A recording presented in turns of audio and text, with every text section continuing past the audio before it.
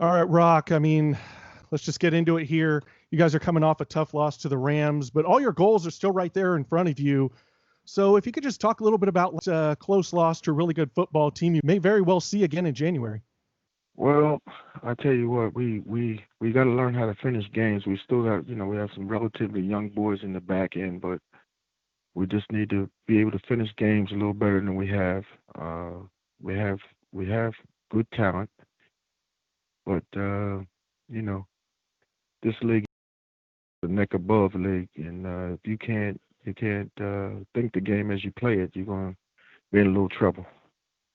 Yeah, and I mean, you talked about some of the talent. Talk about your young secondary and just how much they've been impressive this year. They've kind of played an aggressive style, which has made them susceptible to some double moves, but that's also led to turnovers, like the back-to-back picks against Aaron Rodgers. One of those was a pick six. Just what kind of growth have you seen in your guys like Jamel Dean, Carlton Davis, Antoine They're Winfield they're Jr.? coming they're coming along pretty well. I mean, like they have to mesh, a little bit more.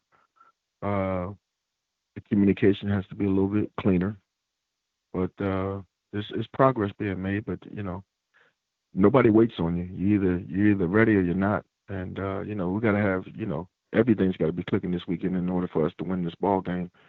You have a quarterback that I would say is kind of like a LeBron James or a Magic Johnson type of guy. Sees the whole field. He doesn't miss any throws. He can make any kind of throw, and he'll throw the ball any kind of way.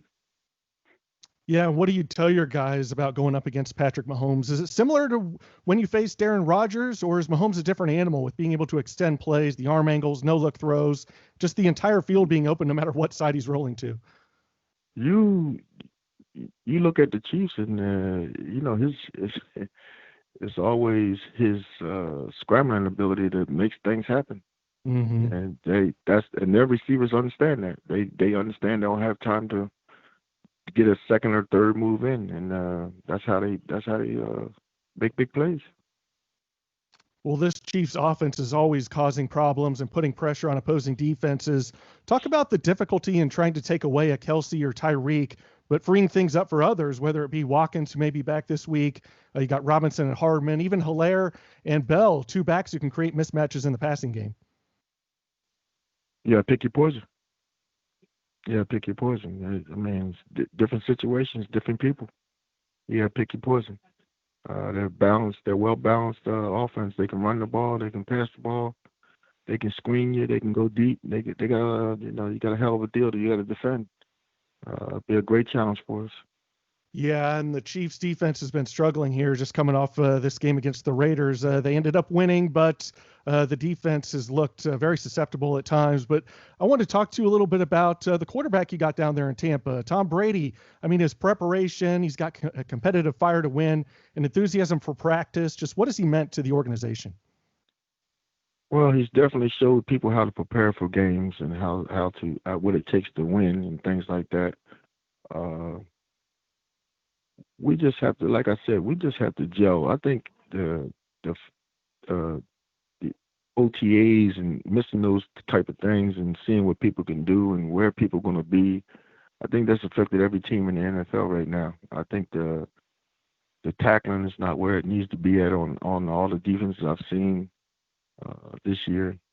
It's a lot of factors involved with this, and then, in my opinion, I mean, with this pandemic and everything going on, the team that has the most veterans and togetherness, I think those are the teams that's going to end up showing who's who in the playoffs.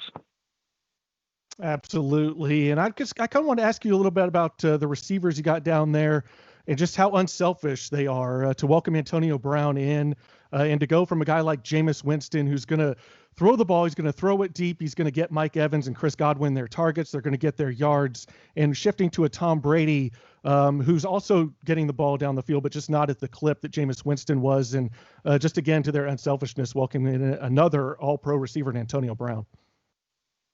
Well, it's like I said, Jameis had a time. He had the benefit of working with those guys in the off season. He knows Hmm. how they release. He knows where they're going to be at. It's one thing to do it in practice, but it's another thing to do it in the games. It's totally different. Game speed is way different than practice speed. and you just got to learn people's releases and how.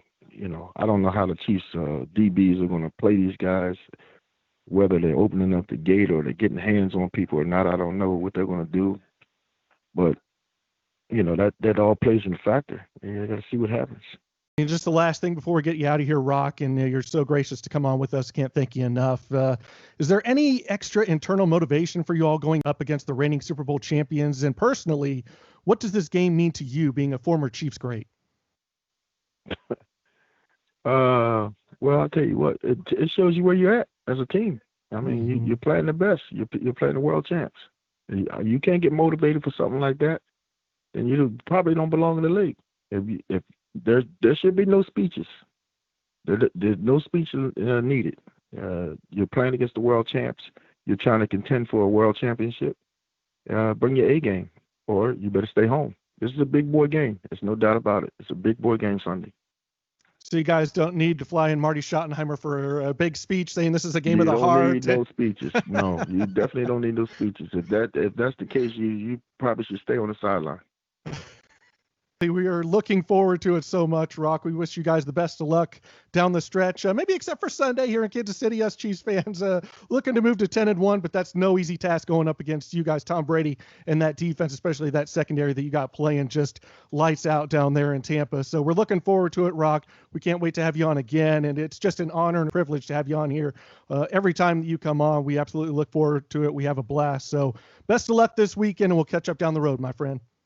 Okay, you take care.